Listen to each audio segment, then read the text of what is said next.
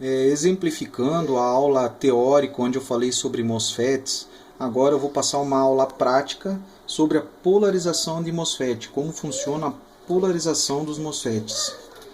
Bom, a gente pode ver que esse aqui é um MOSFET IRF 9540N, ele é um MOSFET de canal positivo, podemos ver que a seta aponta para o source.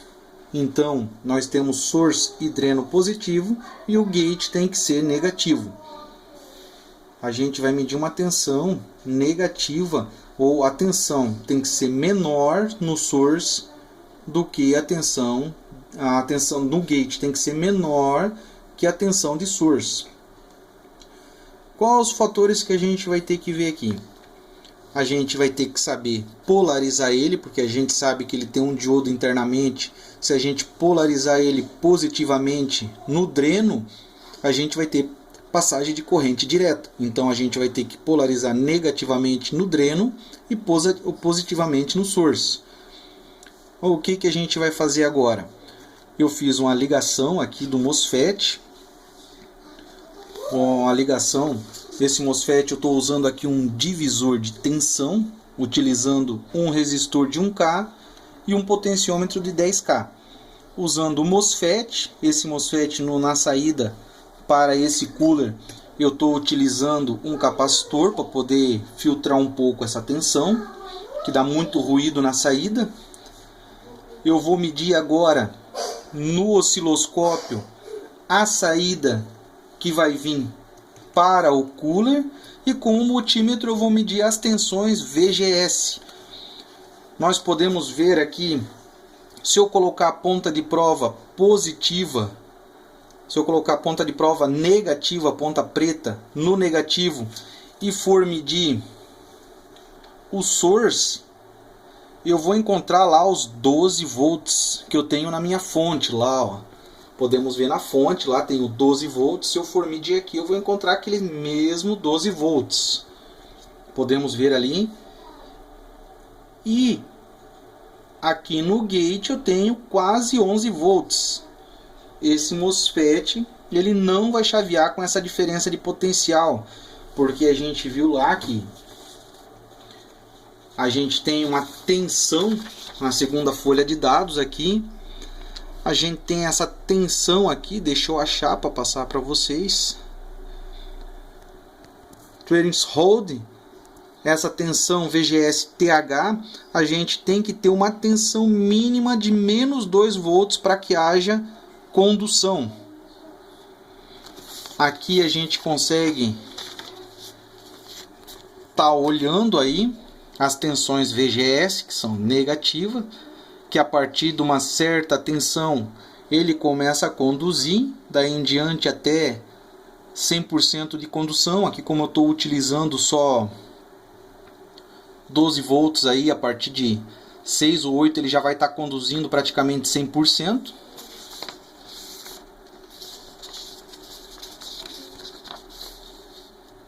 Então vamos lá. Vamos fazer as medidas agora.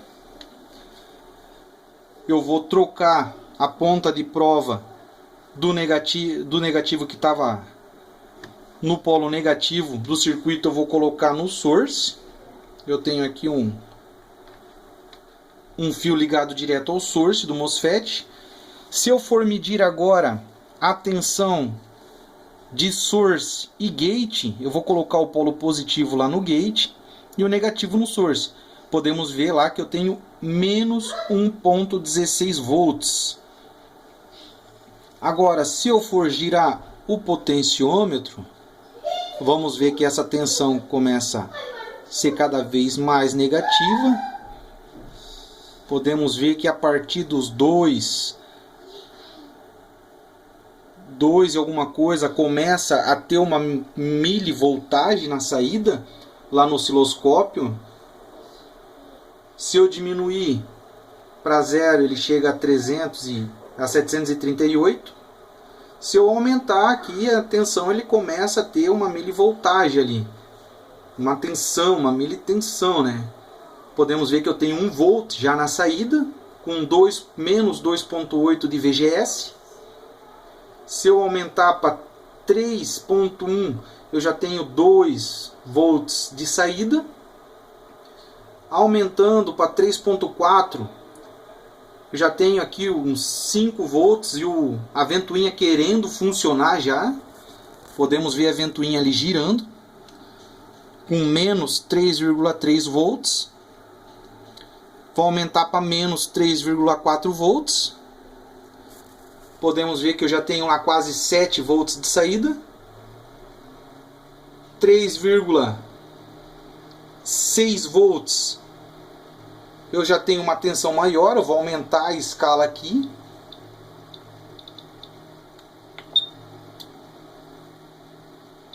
Para 5 volts por divisão. Podemos ver que eu tenho lá 11 volts de saída. Vou diminuir um pouco e vou aumentar até 4 volts. Podemos ver que menos 4 volts, eu tenho praticamente 100% de condução, como a gente viu lá no datasheet dele. Podemos ver que a tensão ali já está quase em 12 volts, já 11.8. A ventoinha já está girando 100%. E com menos 4 volts de VGS, eu tenho praticamente 100% de condução. Como nós vimos lá que as tensões de condução de gate é de menos 2 a menos 4 máximo, então com menos 4 a gente já tem os 12 volts lá que a gente está inserindo no circuito de entrada. E conforme a gente varia o nosso potenciômetro aqui, vamos diminuir 3.8.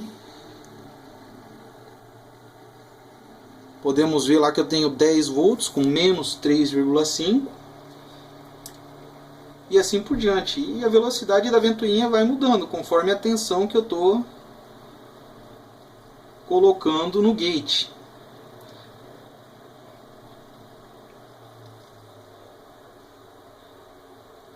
Então podemos ver que, segundo aquela nossa rampa, a gente tem uma tensão VDS proporcional à tensão VGS. Conforme eu vou aumentando a minha tensão VGS, como esse MOSFET aqui, ele é um de canal P, podemos ver aqui pela simbologia, ele é de canal P, eu preciso ter uma tensão negativa. Eu preciso ter uma tensão negativa de gate.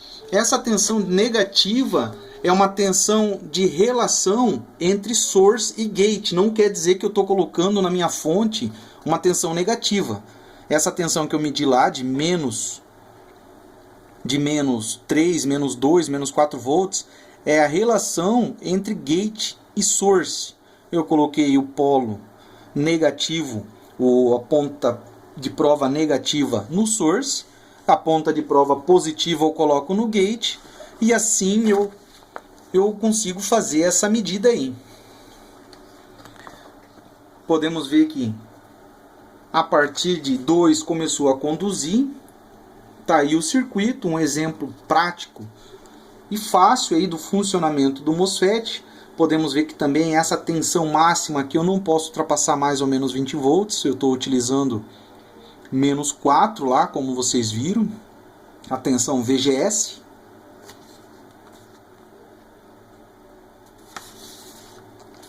E é isso aí, pessoal. Podemos ver que o circuito é simples. É um circuito utilizando um divisor de tensão, no qual eu mostrei para vocês lá, fiz o cálculo do divisor de tensão na aula teórica, mas ao invés de estar usando 2 resistores, eu estou usando um resistor e um potenciômetro.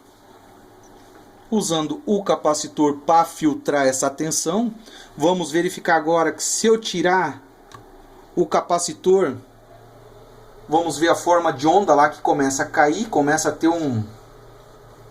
Retirei o capacitor do circuito. Podemos ver que tem um monte de ruído, um monte de ripple, porque o MOSFET não consegue suprir essa corrente aí, então se coloca o capacitor na saída do circuito para poder fazer essa filtragem de tensão aí. E com essa videoaula prática eu consegui estar passando para vocês aí o divisor de tensão, o MOSFET e o capacitor. Beleza, pessoal? Até a próxima!